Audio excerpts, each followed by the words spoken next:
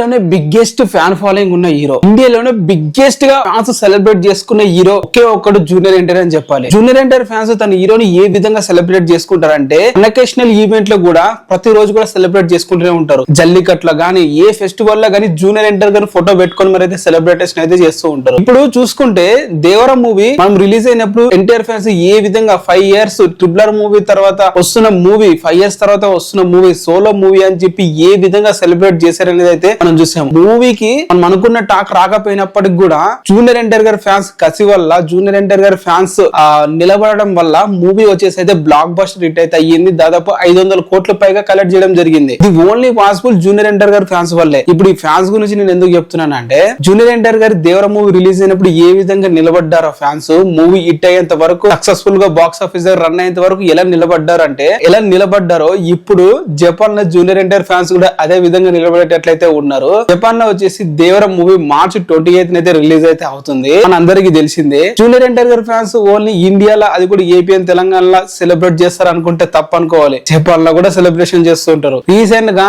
Japan NTR fans వచ్చేసి అయితే celebration అయితే చేసి ఒక వీడియో అయితే రిలీజ్ అయితే చేశారు. మీకు ఫొటోస్ అయితే చూపిస్తాను చూడండి.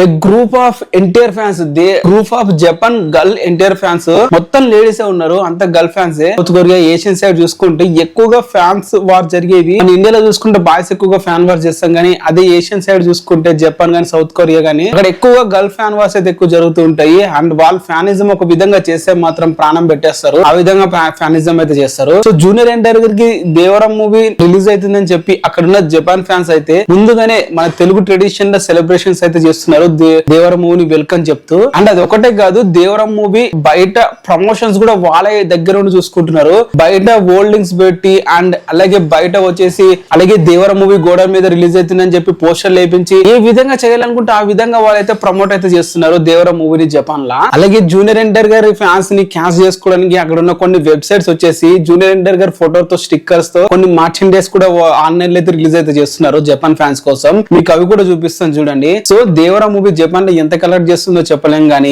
దేవరం మూవీ వస్తుందని చెప్పి అక్కడ ఉన్న ఫ్యాన్స్ అయితే చాలా బాగా అయితే సెలబ్రేట్ అయితే చేసుకుంటున్నారు. సో ఈ మూవీ అక్కడ ఉన్న ఇంకా జపాన్ ఫ్యాన్స్ కి, జూనియర్ ఎన్టీఆర్ అంటే ఇంకా తెలియని జపాన్ ఫ్యాన్స్ కూడా అందరికి రీచ్ అయ్యి ఇంకా బాగా ఫ్యాన్ బేస్ పెరగాలని చెప్పి అయితే కోరుకుందాం. మరి మీరేమంటారు దీని మీద కింద కామెంట్ అయితే చేయండి. అండ్ వీడియోని లైక్ చేసి ఛానల్ ని సబ్స్క్రైబ్ అయితే చేసుకోండి.